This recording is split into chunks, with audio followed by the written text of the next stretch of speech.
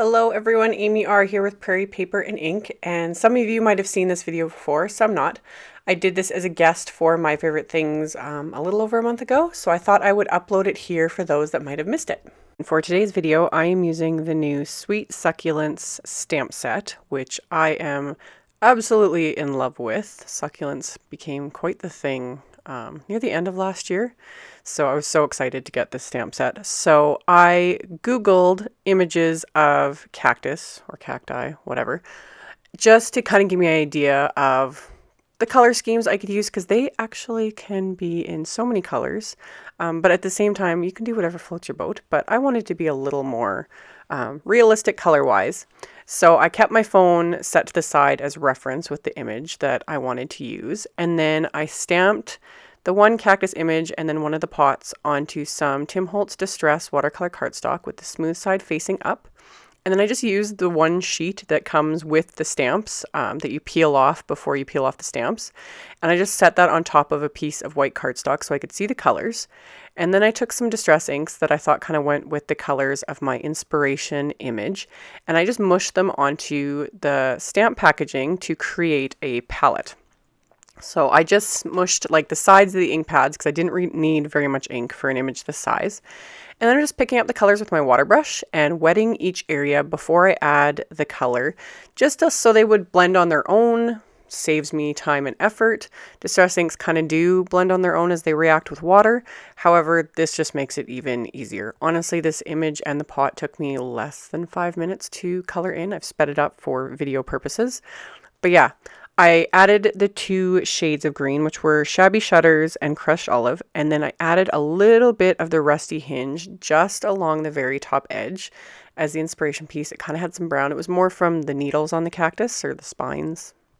But yeah, I just added that little bit just for a bit of color variation.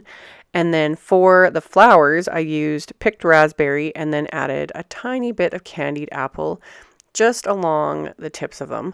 And this is where you can go pretty much any color. That's more what I was looking into when I Googled the images to see what kind of colors the flowers can be. And they have such a wide variety of colors. I'm kind of excited now to do even more cards with this set. And yeah, you can pretty much do whatever color you want. They come in a ton. So as that was drying, I did the pot, and for that one, I used dried marigold first, then I added a little bit of tea dye, and then I added a bit more of that same rusty hinge. And then once those were dry, I'm grabbing the coordinating die set for the Sweet Succulents. I got the Sweet Succulents Dynamics that I'd cut apart, and then I'm just taping them into place with a little bit of Post-it tape so it doesn't shift in my die cut machine. And then I die cut a piece of MFT's smooth white cardstock with the largest die from the Blueprints 2 Dynamics. And I had an idea in my head of what I wanted to do. So I used my T-ruler just to draw a pencil line to make sure I stamped the background images fairly straight so they're not all wonky.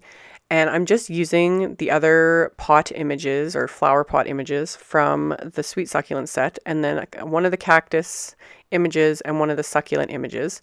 And I'm just stamping them with the same black ink, but I have no plans on coloring them in. I want the one I watercolored to be the focus. So I stamped these in black ink, and you can do this one of two ways. You could just splatter black ink onto the background. That's what I originally was going to do, but I'm a little bit of a control freak. So instead, I grabbed MFT's Distressed Patterns stamp set and just stamped the splatters, which is wonderful. For those of us with OCD, this makes it so much easier, so you don't end up with like a big splatter where you don't want it.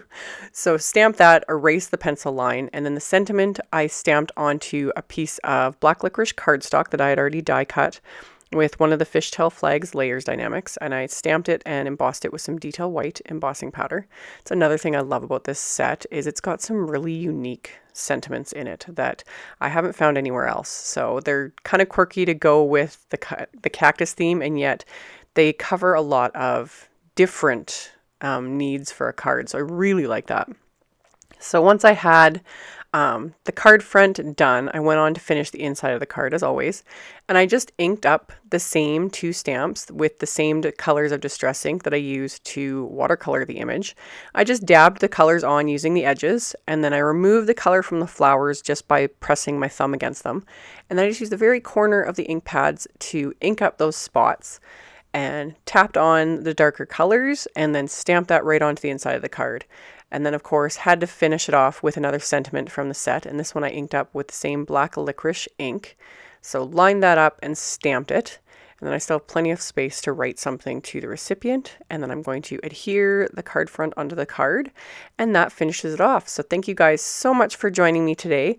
All of the supplies, as well as a link to my blog post, will be in the description box below the video, so check that out below if you're interested. Thank you all so much for watching, subscribing, thumbs upping my videos, and I will see you all very soon in the next one. Bye!